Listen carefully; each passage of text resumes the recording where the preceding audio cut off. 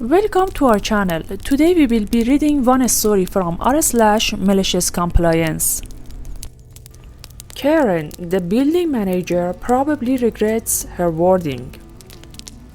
I live in a housing cooperative. I have no idea if there is something equivalent in other countries, but I live in Norway. It's essentially where you own your own apartment, but the cooperative owns the buildings and the land. If you're going to make changes to the building, you'll have to apply for a permit. Otherwise, it's generally do as you please, as long as you don't bother your neighbors. Anyways, I put up a small greenhouse on my private patio, as many others had done, but not this exact type. This was an aluminum construction, not a frame with a loose plastic cover kind. The building manager, who is best described as a triple Karen, threw a fit. She actually watched me spending 3 days assembling the greenhouse, then the next day she called me and threw a fit. Not because I put up a greenhouse, but because I had used screws to fasten it to the patio for stability. Apparently, I was not allowed to use screws on the floorboards, as this was considered changes to the building in her mind, and I had destroyed the floorboards. Never mind, the whole patio was built with, wait for it, screws though the floorboards.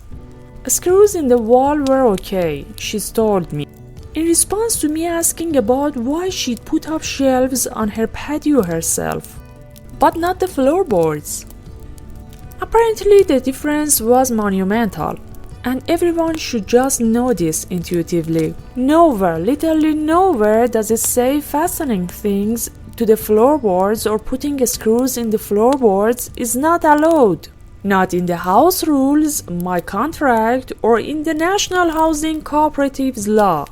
But she was furious I had done this. I took a deep breath, and as I'm quite creative, I immediately thought of a workaround. I'll just put it on wheels. Then I made a big number of saying that fastening was essential, because otherwise the greenhouse would not be stable enough to withstand wind. She said she understood this, but I had now ruined the co-op's property, and this was a really serious matter.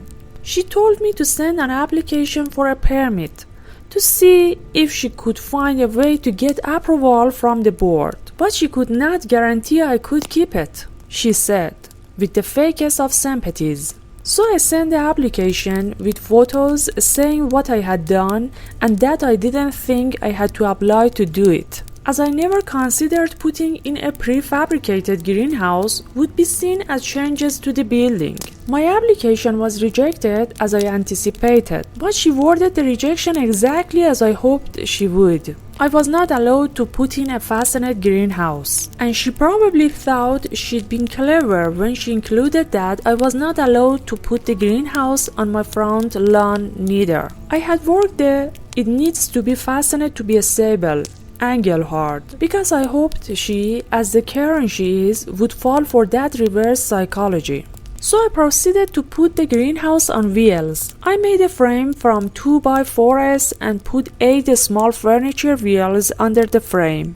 I then lifted and screwed the greenhouse onto the frame. I put some boards on the sides just above the ground to stop the draft. Boom! Mobile greenhouse. I can slide it all over the patio. I put some hooks in the walls and used transport straps to secure the whole thing to the wall for stability. The walls were okay to put screws in, remember? So in effect, my greenhouse is now in the exact same location, 4 inches taller, and with ugly blue ribbons tying it to the wall. And the patio now has 22 open screw holes ready to be filled with rainwater in the fall. But oh well, as she's repeatedly told me, it's not my patio. Then I sent an orientation email to the building manager with photos and videos of the sliding greenhouse, with the rest of the board members on copy, where I explained in detail what I had done and how every step was in compliance with the rejection email I had received, which I of course included. I said the greenhouse was now to be considered a piece of mobile patio furniture, just like my sofa and chairs were.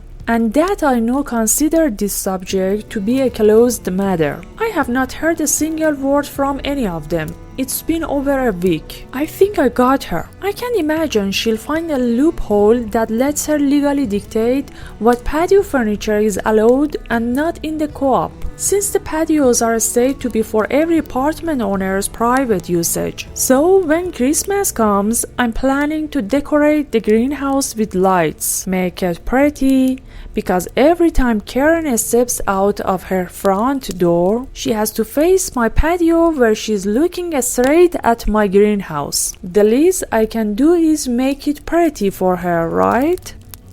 Thank you for watching this video. If you enjoyed, please like and subscribe.